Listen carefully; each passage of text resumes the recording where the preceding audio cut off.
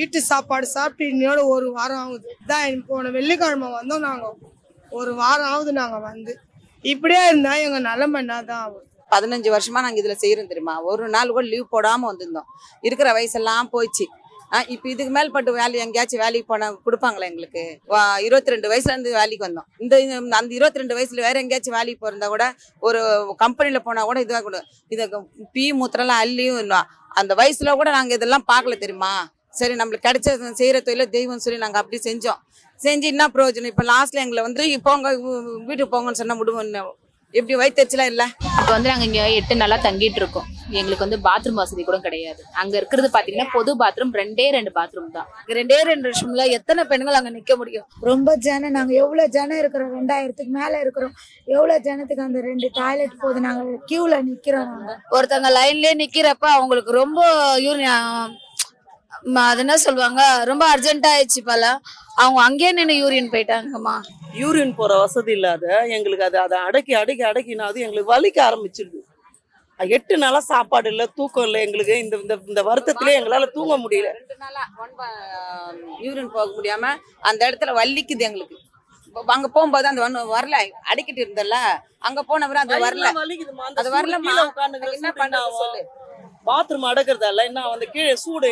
8ஆவது நாள் இது சூடால என்ன வயிறுலாம் வலிக்குது. நிம்மதியா சாப்பிட முடியல, நிம்மதியா தூங்க முடியல. எங்களுக்கு இவ்வளவு ப்ராப்ளம் இருக்கு. 10ஆவதுக்கு எலி செத்தா நாங்க, நாய் செத்தா நாங்க, பூனை செத்தா நாங்க, கொரோனால மனுஷனே செத்தா அதுவும் நாங்க.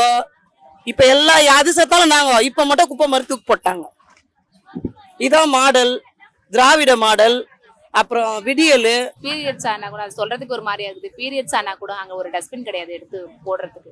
அதே மாதிரி நாங்கள் எங்களுக்கு குளிக்கிறதுக்கு போயிட்டு எல்லாம் வர முடியாது. பாத்ரூம்ல தான் நாங்கள் துணியை மாத்திக்கிறோம். குளிச்சுட்டு நாங்கள் அங்கே தான் மாத்திக்கிறோம். அங்கே போக முடியாது. நாங்கள் வீட்டுக்கு எங்கேயே தங்குறதுனால நாங்கள் எங்கேயே போக முடியல. 1/2 ஹவர் ஆகுது இங்கேருந்து ரெஸ்ட் ரூம் போயிட்டு வரதுக்கு. திருப்பி அங்கே 1 மணி நேரமா நான் நிற்கிறதா இருக்கு. 1 மணி நேரத்துல என்ன ஆகும் சொல்லுங்க? எங்களுக்கு இதெல்லாம் ரொம்ப கஷ்டமா தான் இருக்கு. பொது கழிப்பிடம் இருக்கு. அதுல வந்து இவ்வளவு பேர் போனோம்னா அது எப்படி இருக்கும்? உள்ளவே போக முடியல. அதுல இன்ஃபெக்ஷன் ஆகுது. இன்ஃபெக்ஷன் ஆகுறதால நோய் வருது. என்ன பண்ண முடியும்? நேத்தம் மாத்திரை போட்டேன், ஊசி போடல. ஆனால் மாத்திரை தான் போட்டுருக்கோம். அதனால ஹாஸ்பிட்டலுக்கு தான் போயிட்டு வரேன். நான் மெடிக்கல் ஷாப் என்னதான் தீர்வு.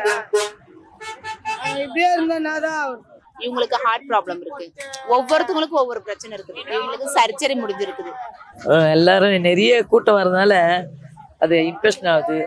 அந்த இடம் நம்மளுக்கு யூரின் போகிற இடம் நல்லா திக்கின்னு எரியுது. இன்ஃபெக்ஷன் ஆகி அடிக்கு ஒரு வச்சு போடுறாது. இங்கே பிளாட்ஃபார்ம்ல படுத்துட்டு அந்த உள்ள போகிறதுக்கு ரொம்ப கஷ்டமா இருக்குமா. கொசு அலர்ஜி நிறைய இருக்குது. இந்த கல்லில் உட்காருது இதெல்லாம் வலிக்குதுமா. தொண்டெல்லாம் வலிக்குது. இந்த பனியில உட்காருது, மழையில உட்காருது. எங்களால முடியல. அப்படியே பொங்கிட்டு இருக்குது உடம்பெல்லாம் அலர்ஜி. நாங்கள் தலைக்கு ஊற்றின்னு இருக்கிறோம். நாங்கள் பொம்பளைங்க. அது ரொம்ப கஷ்டமா இருக்குது. வயிறு வலிக்குது. மாறு வலிங்க வலிச்சு பின்னாடி மாறு வலிக்குது. போய் என்னால் முடியல. 2 பேரை இட்டுன்னு போய் மாத்திரை வாங்கி குத்தி இட்டுன்னு வந்தாங்கம்மா. உடம்பே சரியில்லை. எனக்கு எதனா ஆய் செத்துருவோமா நான் தெரியல. நீங்க படுத்து வெயில படுத்து இது பாருங்க எல்லாம் கட்டி வந்துச்சு. இதெல்லாம் கட்டி எவ்வளவு சூடு. இந்த தர இங்க என்ன பண்றது? இந்த வேலைக்காக நாங்க இங்க வந்து வெயில வேவாத வெயில குழந்தை குட்டியெல்லாம் விட்டு வந்து கஷ்டப்படுறோம். எங்களால முடியல. சொல்லறதுக்கு முடியல. எங்களுக்கு உடம்பெல்லாம் அலர்ஜி ஆகி போய் பொங்கி போயிட்டு உட்கார முடியாது, ஏந்த முடியாது. ரொம்ப கஷ்டப்படுறோம். இந்த அனல்ல இந்த கல்லு அப்படியே அனல் ஏறுது உடம்புல.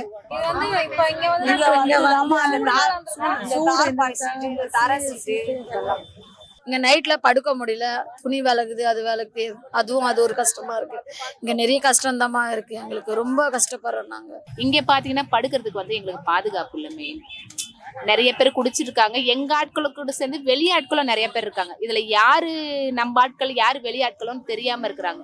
நிறைய பேர் குடிச்சிட்டு பக்கத்துல வந்து உட்கார்றது, கை படுறது, அந்த மாதிரி நிறைய மனசளவுல ரொம்ப பாதிக்கப்பட்டிருக்கோன்னு வச்சுக்கோங்களேன். ரொம்ப கஷ்டப்படுறோம். அது மாதிரி கொசு நிறைய இருக்கு. வெளியே ஆட்கள் பண்றாங்க, எங்க ஆட்கள் கிடையாது.